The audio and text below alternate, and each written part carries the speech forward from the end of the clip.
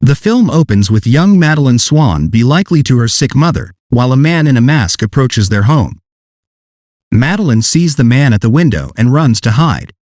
The man arrives the house, introduces himself to her mother as Lucifer Sofin, and states he is there for Mr. White, as he killed Sofin's family. When Madeline's mother can't give him an answer, Sofin shoots her to death.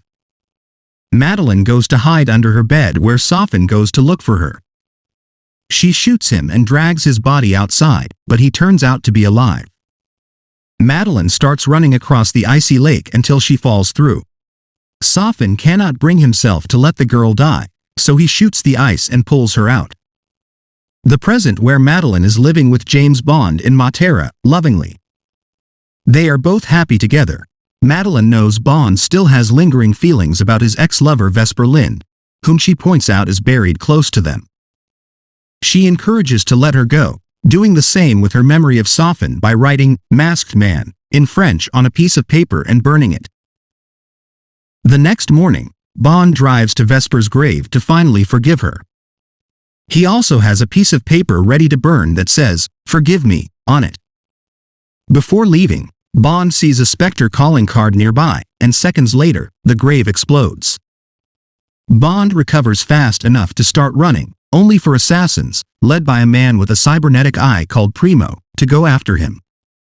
Bond races back to his room on a motorcycle to get Madeline, accusing her of having him set up since the assassins should not know where to have found him.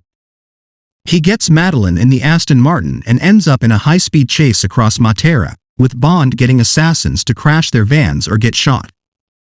The villains corner Bond and Madeline in the middle of the plaza, with her begging Bond to make a move while he sits there and lets the thugs shoot at the car.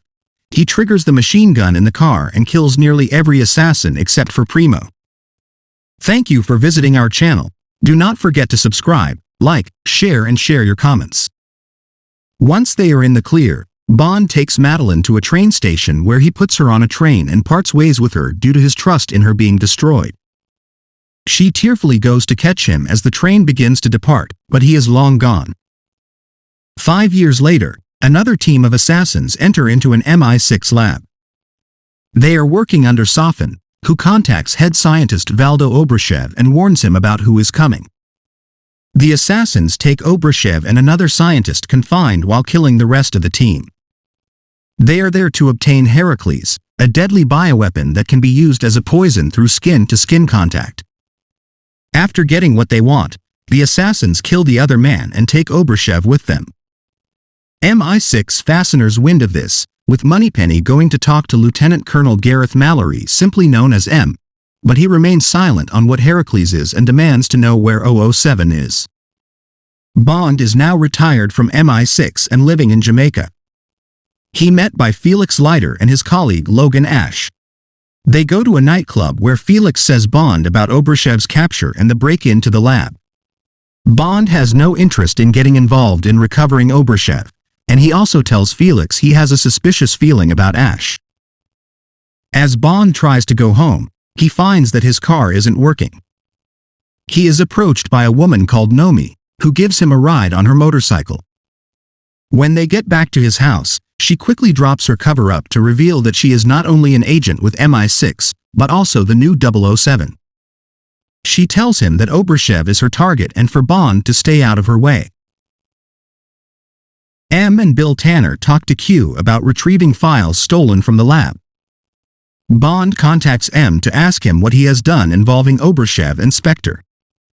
M avoids Bond and hangs up and tells Tanner he wants to get in touch with Blofeld, who is locked up in Belmarsh and is seen talking to himself.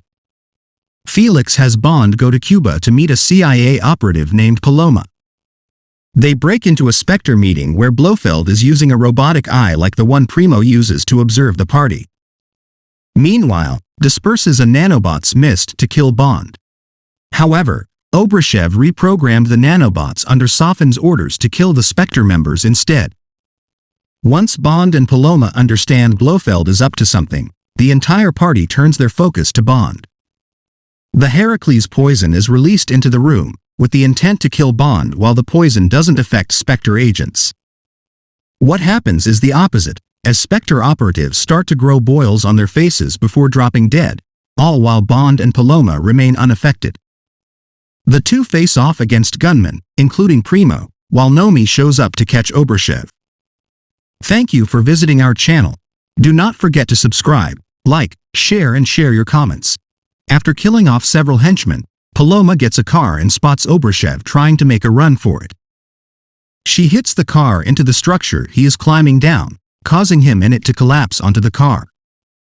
Bond takes Obryshev and parts ways with Paloma after she gives him a cigar for Felix, and Bond takes Obryshev away on a rickety old plane.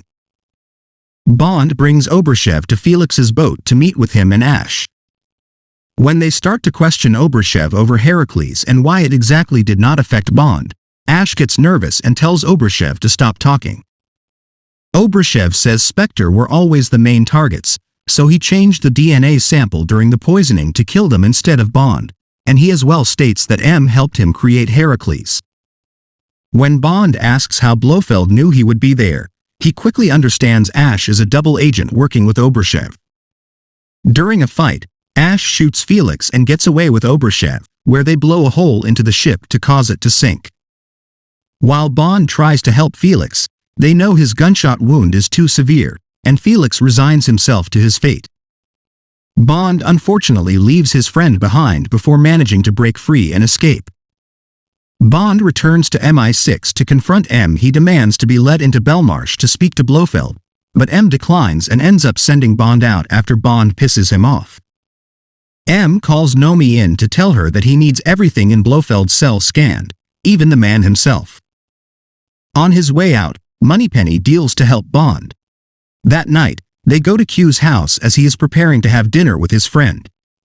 They ask him to take a look at the files they recovered, and when he does, they learn files on the Spectre targets, with only Blofeld remaining. There are also thousands of other files on hidden files regarding their DNA samples all over the world.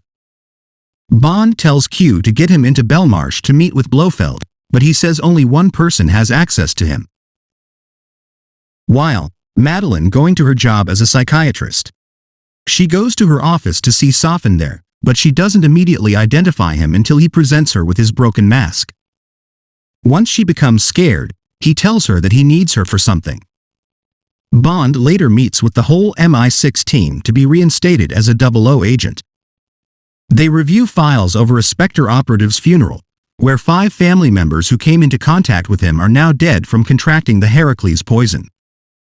M then clarifies that Heracles was not intended to be as harmful as it is now, as it was only intended to be designed for specific targets through contact over those it doesn't affect, but now it has been weaponized using nanobots to go after targets and anyone related to them. M finally agrees for Bond to meet with Blofeld and find out whatever he can. Bond goes to Belmarsh and joins with Madeline. He goes to shake her hand but she declines. Once Blofeld is brought out to them, Madeline starts to grow nervous and tries to leave. Bond clutches her wrist but she pulls away and leaves. Bond is left talking to Blofeld, who taunts him and states he set up attack at Vesper's grave to deliberately make Bond believe that Madeline set him up. He taunts Bond to the point where he grabs Blofeld to physically attack him. As Tanner enters to stop Bond, they then see that Blofeld has been poisoned to death by Bond's touch. Bond learns he was infected with Heracles after touching Madeline, and he can't get it out. Madeline has fled her apartment and nobody can find her. Bond goes after her on her own and finds her at her childhood home. To his wonder, he sees that she has a daughter, Matilda, although Madeline claims she is not Bond's. After setting Matilda to bed, Madeline informs Bond on who Safin is. Blofeld instructed Madeline's father to kill Safin's whole family, which left him as the only survivor with facial disfigurements. She also references an island that Safin's family had, where his base of operations currently is. Bond gives Q info on locating Safin, and Q informs MI6 that the island is located between Japan and Russia. Nomi is looking for Ash, but Bond learns that he and Safin's assassins are close, so he gets Madeline and Matilda out of the house for safety. On the road, Safin's assassins chase after the 3. Bond runs 2 off the road, but their van is also knocked off the road. Bond shoots at the assassins and sets traps for a couple others until Ash comes out to try and kill Bond himself. Bond overturns his van and causes him to crash. Ash crawls out and asks for Bond's help. In retribution for Felix's death, Bond pushes Ash's van down to crush him. He then learns that Madeline and Matilda have been abducted and taken to the island. Nomi gives him a ride on her car. Bond rejoins MI6, where Nomi give up the 007 title to Bond as they head out to the island to stop Safin and save Madeline and Matilda. Meanwhile, the villain brings the two to his garden where other poisonous plants are developed, including the nanobots being harvested for the Heracles poison distribution. Bond and Nomi are brought to the island where they break into the facility and go after the gunman. They capture Obrishev and plan to blow the place up, even though they don't have enough explosives to get the job done. Madeline succeeds to escape from Primo's captivity by throwing hot tea in his face. Bond discovers Safin with Matilda in his captivity. When Safin threatens both her and Madeline, Bond gets on his knees and begs Safin to not hurt them if he does what he wants, but Bond then takes out a concealed pistol and kills Safin's guards, but he escapes through a hatch with Matilda. But the little girl bites Safin and he just lets her go. She hides till Madeline finds her. Bond runs into them and supports them get away. After continued threats, Nomi pushes Obrishev into a pool of nanobots, where he is horribly dissolved. Bond sends Madeline, Matilda and Nomi out of the island. Primo attacks Bond, but he uses Q's gadget watch to fry Primo's cybernetic eye and make it blow up in his head, killing him. Bond then goes to open the hatch doors to allow the Royal Navy to launch missiles to destroy the facility. He succeeds and starts to make his way out until he finds that they are closing again because of Safin. Bond goes to open them again and is attacked by Safin, who shoots him and then infects him with nanobots specifically targeting Madeline and Matilda. Bond fights Safin and breaks his arm before shooting him dead. He tries to open the doors again, but he realizes he cannot leave the island without hurting Madeline and Matilda. He contacts Q, who has Nomi put Madeline on the line for him. They share a final moment together, reaffirming their love for one another, and Madeline confirms that Matilda really is Bond's daughter. He then stands as the missiles arrive, destroying the facility and Bond himself. Everyone else comprehends what has happened. Back at MI6, M, Tanner, Q, Moneypenny, and Nomi all gather for a toast to Bond's memory. Madeline drives Matilda to Matera to continue their lives. She then decides to tell Matilda the story about her father, a man named Bond, James Bond. Thank you for visiting our channel. Do not forget to subscribe, like, share and hit your comments.